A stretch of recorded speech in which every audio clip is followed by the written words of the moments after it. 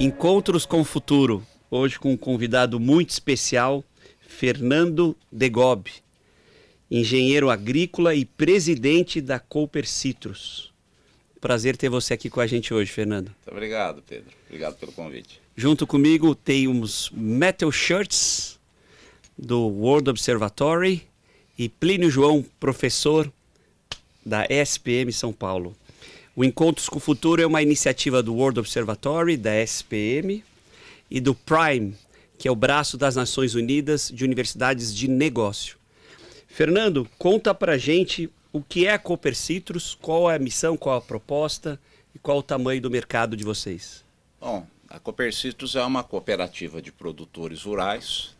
Nós carregamos os citros no nome porque a cooperativa nasceu em Bebedouro, interior de São Paulo.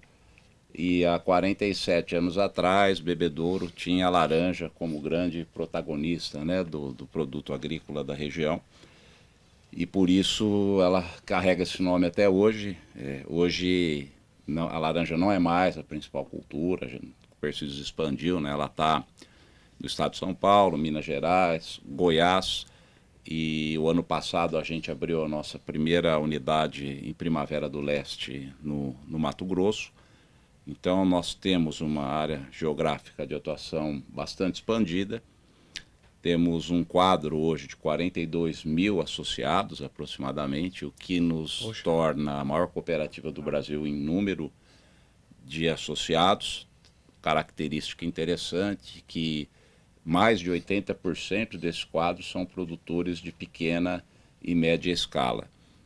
Temos também grandes grupos pecuários, mas a predominância e a cooperativa faz muito sentido quando você trabalha com produtores de menor escala, até para poder dar todo o suporte que ele não conseguiria sozinho, né? Nosso faturamento ano passado foi 8,2 bilhões de reais e nós trabalhamos hoje com as principais culturas, café, soja, cana, milho, pecuária, hortifruti e temos também um portfólio bastante amplo de negócios.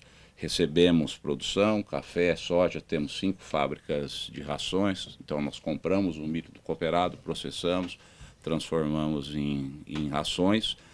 Uma área muito forte de insumos agrícolas, sementes, fertilizantes, defensivos e também concessão de diversas marcas, né, líderes globais aí de tratores, equipamentos e irrigação também. Então é um lugar onde você consegue resolver muitas das demandas que tem no agro, né, nossa cooperativa. E, Fernando, é uma cooperativa de produção ou também uma cooperativa de crédito? Ela é uma cooperativa de produtores. Dentro da Cooper Citrus nasceu há 40 anos a Cred Citrus, que é uma cooperativa de crédito do sistema Sicob, que é a maior singular do Brasil de crédito.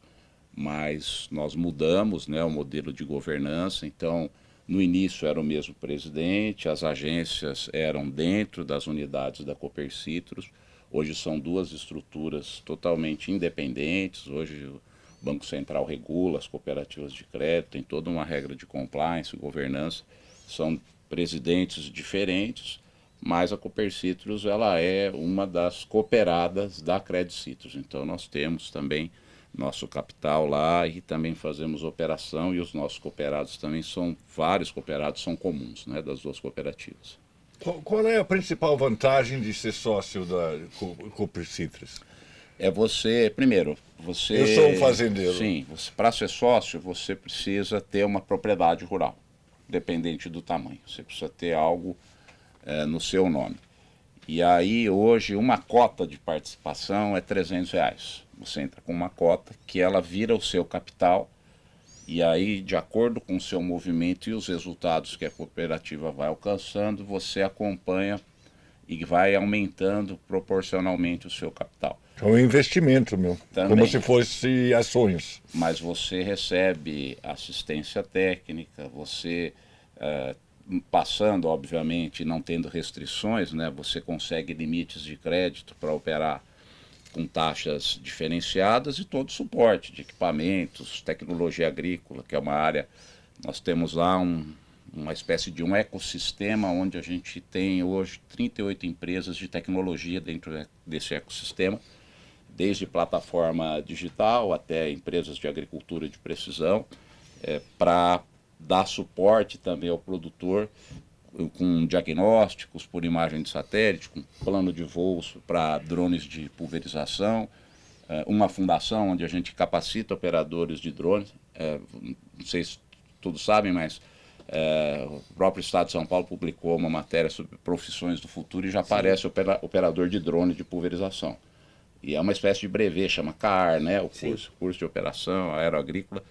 E nós temos na nossa fundação professores que certificam, ligado ao Ministério da Agricultura e à ANAC, esses operadores de drones também que prestam serviço em propriedades, e muitos são donos de propriedade e fazem isso também. Então você participar do cooperativismo é algo que insere você nesse contexto e te abre muitas portas também para acessar custos de produto, assistência e áreas de suporte que dificilmente você acessaria não estando num processo como esse. Né? Tem festas? Desculpa. Festa? Das Não. Não. Tem muito trabalho. Muito trabalho. Não, Não é igual ao Rotary, não. Não é. Hoje o cooperativismo de produção no Brasil, ele é muito importante quando você fala do PIB do agronegócio, né? O PIB primário, né, direto, ele é mais ou menos 27% do agronegócio, né, o Brasil. E é o que mais cresce. Se você comparar uma linha de tempo aí de 20 anos, você vai ver que é o que em muitos anos salvou o resultado do país. E você tem cooperativas, principalmente na região sul, né, que tem grandes frigoríficos que processam todo o complexo soja, produzem, vendem, tem supermercados. E aí você tem mais ou menos 45% de tudo que o agro produz no Brasil passa por uma cooperativa de produção. 45%. 45%. Fernando, pode-se considerar esse modelo de negócio como uma ONG, uma instituição filantrópica? Não. São coisas totalmente distintas. Tanto que na reforma tributária agora teve bastante discussão em função disso, né? Você é classificado pelo ato cooperado. O ato cooperado ele traz alguns benefícios, mas longe de ser uma entidade filantrópica. Eu sou um executivo, não tenho mandato, a gente tem um modelo de governança lá, porque o conselho de administração, sim, tem um mandato de 4 anos, é eleito numa Assembleia Geral e tem os cooperados elegem. Mas o corpo executivo é totalmente profissional e a gente é muito cobrado por resultado. É até bem interessante, né? Porque você imagina, o seu cliente é o dono, né? Sim. O cooperado é o dono e acaba sendo cliente. São todos sócios, né? Não. São todos sócios, então você toma paulada de todo lado, né? Cobra pelo resultado, cobra para ter um preço melhor. Então é bem... E ele é de capital aberto? Não. Não, você tem a sua cota inicial, que no nosso caso é de R$300, e a partir daí você vai constituindo seu capital. Agora, o nosso estatuto, a partir agora de 2025, a gente começa a distribuir parte do resultado, que no cooperativismo é classificado como sobras, né? Na lei cooperativista. Mas seria o resultado líquido.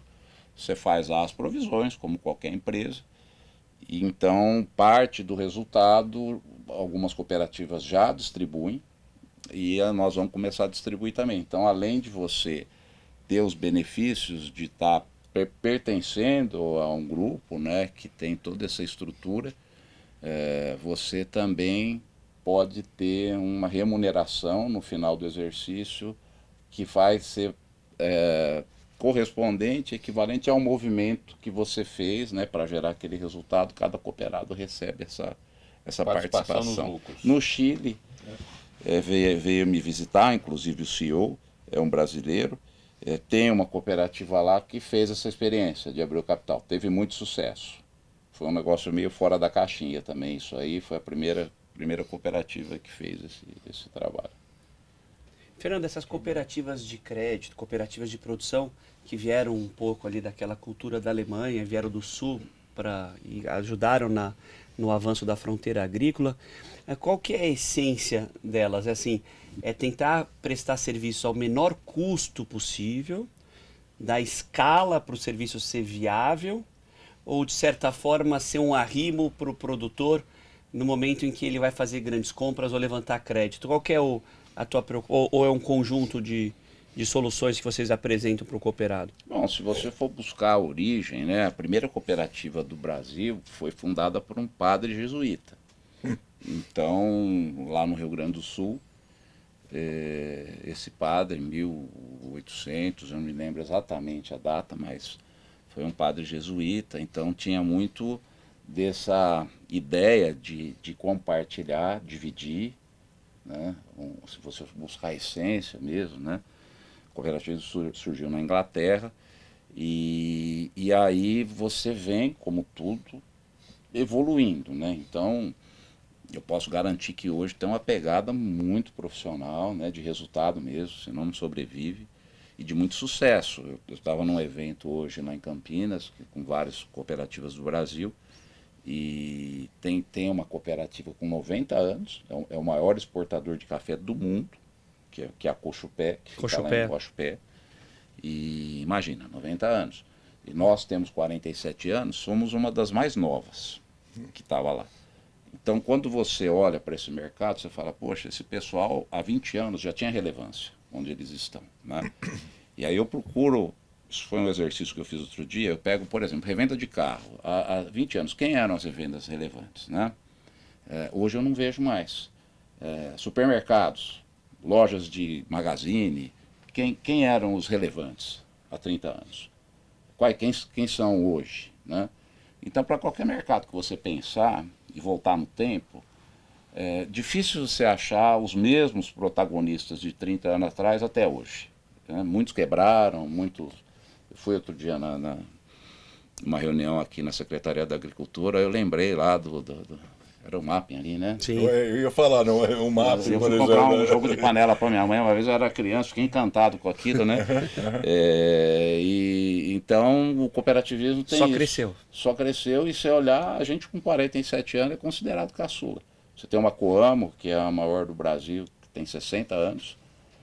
Então é um modelo de sucesso, não dá para contestar isso, né? Tá aí, é só olhar e ver o tamanho Coamo, 30 bi de faturamento, né? Negócio bastante grande, né? Então... E o que a Copercitos está investindo em tecnologia? Como é que vocês estão enxergando?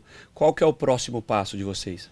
Bom, a gente fala de tecnologia, né? E assim, eu sou muito preocupado com coisas que de fato agreguem valor, né? Você vê esse movimento todo que teve de startups, de empreendedorismo, e muitos não tiveram sucesso porque para você realmente impactar dentro da porteira, você precisa sentir as dores do que está acontecendo lá, né? Eu outro dia estava discutindo num grupo desses aqui, desses hubs, né, de inovação, e aí você fala, pô, sentir a dor, né, de se alimentar, de transporte, de um aluguel, de um hotel, essas dores urbanas, é mais fácil porque todo mundo vive aqui, tá sentindo. E aí eu tive lá em Herzl, no IDC lá em Israel, onde inventou o Waze lá, né?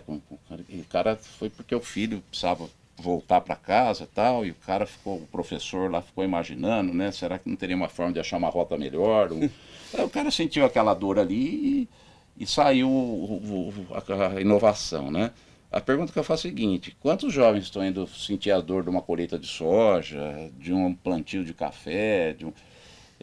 Então muita gente tenta alguma solução, não foi de fato entender o que está demandando, né? Esse é um ponto importante.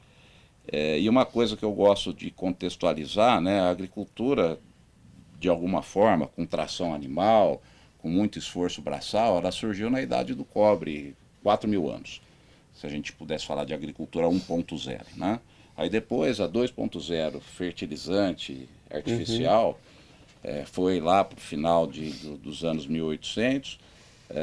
Os pesticidas foram na Primeira Guerra, né? Então aí seria mais ou menos a agricultura 2.0, as máquinas, né, os motores. Depois você teve lá na década de 70 previsão meteorológica com maior precisão, as primeiras imagens de satélite, as primeiras mudanças em genética, então se classifica como 3.0. Aí lá para a década de 90 começa a ter agricultura de precisão, você começa a ter imagens com maior resolução, inteligência artificial, aí já vai para 4.0, inicia, né, a agricultura 4.0, agora com robótica de ponta, os algoritmos, inteligência artificial, nuvens de armazenamento de dados e a conectividade, que é um problema ainda no Brasil, a gente começa então a entrar na agricultura 5.0, né? Então você vê, como tudo, né? Você tem um espaço muito grande para ter alguma evolução, e depois você vem agora com várias... então está conectado. Por isso que eu acho que o jovem se interessa tanto hoje pela agricultura. Está conectado com tudo que acontece na indústria, segue o mesmo movimento. E a cooperativa ela busca, através desse ecossistema que chama Campo Digital, né, que é uma marca registrada nossa, está testando soluções, entendendo empresas que estão começando no negócio. Nós não somos um hub de inovação, não é uma incubadora, não é nada disso, mas a gente ali conecta a solução com alguns serviços, máquinas, equipamentos, insumos que a gente já tem e oferece a solução para o produtor. Sim. Então, isso tem impulsionado muitos negócios e eu acho que esse é um grande diferencial que a Copercitos tem de estar buscando esse tipo de solução. E o que você estimula, então, pelo menos para aqueles que querem inovar entender o problema para procurar a solução, ao invés de idealizar o problema e desenvolver uma tecnologia que é difícil encaixar. É sentir um pouco qual o dia a dia do campo, qual a dificuldade de quem está ali na ponta e depois...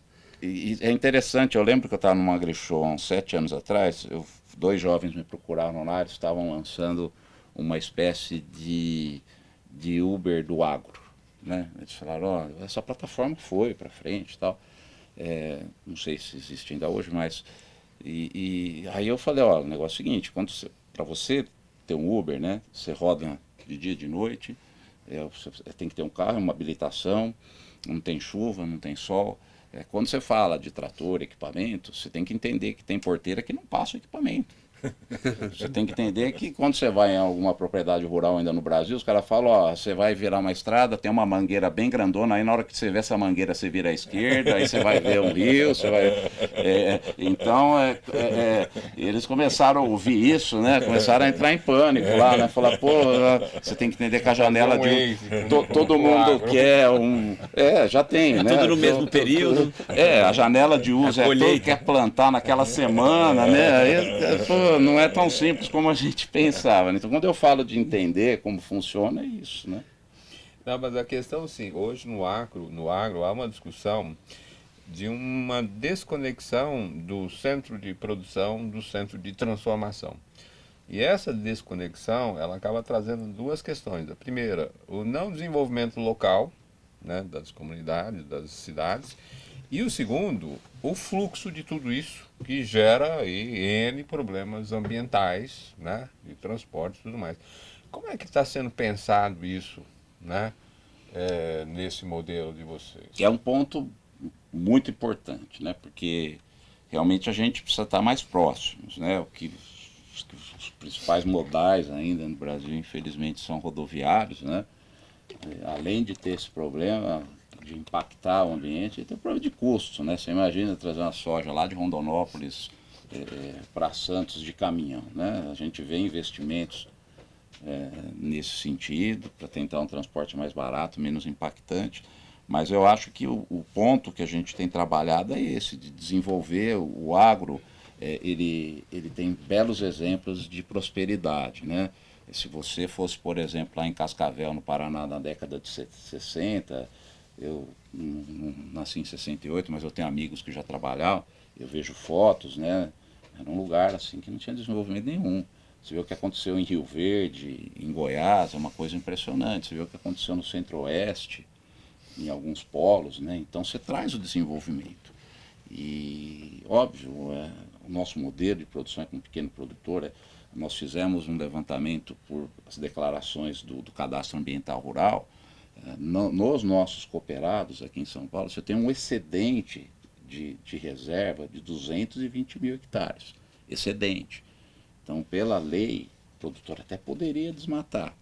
Mas a gente, quando você fala de impacto de carbono, de tudo que acontece, você pode mitigar com o caminhão, menos o caminhão rodando, mas o que mais impacta, o que mais despeja carbono na atmosfera é desmatamento. Mas desmatamento e Você queimada. deixou a terra nua, para você tem que recuperar, para 1 hectare você tem que recuperar 100. Então, o trabalho que a gente tem feito e buscado também parceiros como bancos, orientar, falar, o produtor deveria receber por aquilo que ele preserva. Sim, também, né? serviços ambientais. Isso é um ponto que tem sido muito interessante. O desenvolvimento que o agro gera no entorno é bastante interessante também, e eu posso garantir que, às vezes, por causa de meia dúzia de gente aí que não tem, na verdade, nada de valores, né, que os produtores carregam, às vezes o agro brasileiro leva uma fama que não merecia, né? Então, a gente que está ali no dia a dia vê famílias inteiras voltadas para isso, prosperidade, e é muito possível você ter resultado preservando. Os biológicos crescem cada vez mais. A gente tem uma área lá hoje que só trabalha com produtos biológicos. O que são biológicos? São produtos que fazem os controles de pragas, doenças. Perfeito. E inclusive dão mais saúde para a planta, que a planta também, às vezes ela é igual a gente, tá? Se ela estiver saudável, ela fica mais resistente, né, a pegar uma doença. Então tem linhas. Ele substitui pesticidas Químicos. Sim, tá, perfeito. Tem crescido muito. Sim. Muito. É um mercado gigante, tem sido negociadas empresas aí por preços astronômicos. Brasileiras? Brasileiras. Nascidas no Brasil, grupos europeus. O mais recente, um grupo da Bélgica, pagou 1,7 bi de dólares numa empresa de biológico. Ah, que incrível. Qual? Que incrível. Sabe o nome? 1,7 Eu não bi. entendi o número. Qual Sim, é o nome da empresa? A empresa chama Biotrop. Biotrop. Conheço, inclusive, o fundador da empresa. Então é um negócio assim que tem muito. Sensacional. Eu acho que esse espaço aqui é importante também, né? Que a gente tá. Eu fico muito contente de entrar num ambiente desse, ver essa juventude vigorosa aí, né? A turma com essa energia. Acho E com interesse no tema. Muito legal, quer conhecer né? o setor. E eu acho que o jovem tem muito espaço no agro, diferente do que está acontecendo hoje na Europa, nos Estados Unidos. O jovem lá não tem muito interesse, tem um problema seríssimo de sucessão, de pessoas querendo trabalhar. E no Brasil eu vejo essa juventude interessada, e nós temos vários programas na cooperativa também para incentivar, aproximar empresas tradicionais, né? A Bayer tem lá o programa Bayer Jovem, que eu já fui lá conhecer também. Que é Mas muito nessa linha aí, interessante. Fernando, a agricultura familiar está dentro dessa cadeia, né? Sim. Com esse êxodo aí do jovem, né? Porque ele não enxerga naquele espaço uma oportunidade e às vezes ele não tem interesse por aquele negócio em si, ele sai. Como é que vai, né? Vocês estão pensando nessa questão da agricultura familiar? A tendência é morrer? Como é que isso está sendo pensado? Não, a gente inclusive fundou uma cooperativa de agricultura familiar, chama Cooperfam. Ela começa com citricultura, agora está indo também para mandioca, café. Tem um fair trade com empresas europeias. Esse suco ele chega a valer 15%, 20% mais. Você tem hoje rastreabilidade, a tecnologia ajuda muito nisso. Então E tá segurar lá. esse jovem lá? Como ele começa a entender a tecnologia, quando ele começa a entender a agregação de valor, ele fica. É uma pesquisa até que saiu recentemente, que a McKinsey realizou. Então você tem muito mais geração Y, X hoje tomando decisão no agronegócio do que os baby boomers. Lá nos Estados Unidos, a idade média do tomador de decisão é 61 anos. E aqui no Brasil? Aqui eu diria para você que a idade média está em torno de 53, 54 anos. Mas tem muito jovem entrando e tomando decisão, muitos negócios crescendo, grupos se desenvolvendo. Esse pessoal que, se a gente entrar para valer mesmo na SAF, né, que é combustível para avião, é 3 vezes o que produz de etanol no Brasil. E isso é um acordo que está sendo firmado. Então... Vamos contar isso para todo mundo. Peraí, isso é super importante. É um problema ambiental. Esse é um assunto que muito importante. SAF é combustível sustentável de aviação, certo? SAF é Sustainable Airline Fuel. Isso, em inglês. Tá. Então, isso é a partir de etanol, a partir de cana. E o Brasil vai ser o grande player nisso no mundo? Sim, com certeza. E em que estágio está? Porque isso é uma questão muito grande para quem não sabe. Para a aviação, porque um dos lugares mais difíceis de descarbonizar atualmente é a aviação. E não dá para usar elétrico por causa da bateria. Isso, e elétrico só em pequenos voos, por enquanto. Não está resolvendo como está resolvendo o carro.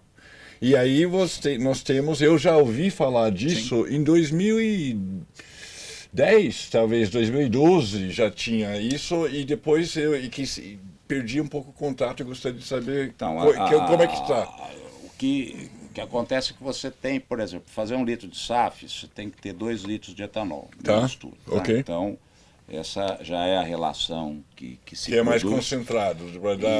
Isso. E você tem já as primeiras usinas fazendo investimentos, você tem os primeiros contratos que estão sendo assinados. E se a gente fala, né, que esse pagamento por sequestro e mitigação de carbono, ele no Brasil ainda não começou, porque as empresas certificadoras, a Verra, que é a maior delas, ela na verdade tem critérios para a agricultura temperada, ela não tem regras para a agricultura tropical. Então a grande dificuldade do agricultor brasileiro receber por isso é a regulamentação, que isso também está sendo bastante debatido. Mas as usinas, o RenovaBio também, que pouca gente sabe, foi aprovado no Congresso Federal há uns 4 anos, as usinas já remuneram produtores de cana por boas práticas, por uso de biológico, por redução de fertilizante químico, por uso de cobertura vegetal na hora de substituir o plantio da cana. Então tem muita tecnologia em cima disso. A SAF é a próxima onda, o combustível para aviação. A SAF seria um proálcool turbinado. Literalmente. Mundial. A demanda é gigante. A demanda é gigante. E só o Brasil sabe fazer isso direito, né? Com cana, pelo menos. Com cana, e já tem plantas de etanol de milho também, que estão crescendo muito no Brasil. Assim, só para você ter uma ideia, né? O Brasil tem de pastagem degradada aproximadamente 40 milhões de hectares. Milhões. Então o Brasil não precisa desmatar nada. Mas recuperar essas áreas degradadas. Então o Brasil é o único país agrícola importante, porque você tem agricultura grande na China, você tem agricultura grande na Índia, você tem agricultura grande nos Estados Unidos e depois o Brasil. Se você olhar a faixa, né, dos trópicos de Câncer e Capricórnio, o Brasil é o único que está nos trópicos das grandes agriculturas. A Índia pega um pouco, mas a Índia é uma agricultura secular. A China é a mesma coisa, pouca tecnologia, muita mão de obra, propriedade de meio hectare, é coisa de maluco. A Índia tem aproximadamente 200 milhões de agricultores na Índia. Então você tem população no Brasil de agricultores. Então você tem lá uma agricultura sem tecnologia. Se você olha para esse cenário, os Estados Unidos não tem mais onde expandir. Quem tem potencial para crescer e expandir? É o Brasil. Você tem programas como o ILPF, que é a Integração Lavoura, Pecuária e Floresta, que é uma realidade no país, também com culturas de cobertura, sequestrando carbono, otimizando o espaço para trazer também a parte de talvez seja bom explicar do que se trata. Eu sei, mas... É um sistema que integra O Brasil, por exemplo, inventou muita coisa, né, que não existia no mundo. Plantio direto, por exemplo, que não é mais movimentar a terra, arar a terra, foi inventado por holandeses no Paraná. E quando eles começaram a fazer isso, o pessoal achou que eles eram malucos, né? E isso foi uma coisa que agora o Brasil chega a produzir 3 safras com irrigação, né, e 2 safras normalmente. E você tem também esse programa que surgiu como uma inovação, que é a integração lavoura, pecuária e floresta. Então, no mesmo espaço, você consegue ter a produção de pinos, você consegue ter a pastagem com o gado e você consegue quebrar esses ciclos com plantio de soja, de milho. Então, isso recupera a área, isso dá potencial. Então, a mensagem principal é o seguinte: o Brasil tem espaço, tem tecnologia, a gente avança muito cada vez mais na tecnologia de produção. Nós somos o primeiro exportador de soja do mundo, nós somos o primeiro exportador de carne do mundo, o primeiro exportador de açúcar do mundo, o primeiro exportador de laranja do mundo. É um player enorme. Então, carnes, e a China agora comprando carne do Brasil, esse negócio tem um horizonte enorme por aí também. E vai ter um documentário muito interessante na Netflix que eu tive oportunidade de participar, que chama O Mundo Sem as Vacas. Eu acho que vale a pena assistir quando lançar, porque às vezes acha que o rebanho é o vilão da história, né? E isso é um negócio que vai valer a pena ver para entender que não é bem assim, né? Então, Fernando, além da segurança alimentar, o Brasil também tem um papel importantíssimo na questão energética. Muito. Hoje, você olha a origem da energia no Brasil, né? Energia limpa, praticamente 80%. Então, a gente tem uma unidade na cooperativa só de fotovoltaica. Nós somos o nosso principal cliente, que nós já fizemos a principal unidade fotovoltaica do estado de São Paulo, à época, né? A maior era a nossa, para o consumo da cooperativa inteira. E a gente instala unidades de energia fotovoltaica em propriedades rurais. Tem uma equipe fazendo isso, mais de 2.000 propriedades. E a gente também... Isso é da cooperativa? A gente faz uma prestação de serviço. Prestação de serviço. Sim, a gente faz esse trabalho. E também um ponto interessante a gente tem um programa de recuperação de nascentes. Então foram mais de 600 nascentes de água recuperada. Fundamental. Que você volta então a ter água naquela rio que estava secando, você faz a preservação das áreas de floresta na nascente, e tem bancos, até internacionais, financiando esses programas, porque cada vez mais todo o sistema ele está buscando partir porque o aquecimento global, as ações que nós precisamos tomar, elas são urgentes, né? Então, a gente consegue conectar todas essas ações e cumprir esse papel. Fernando, muito legal saber que o campo e que a cooperativa estão nessa briga também. Parabéns pela liderança na Cooper Citrus e incrível os números de vocês. Muito legal te ter aqui hoje. Muito obrigado. Obrigado pelo convite. Estamos à disposição. Obrigado, Fernando. Obrigado.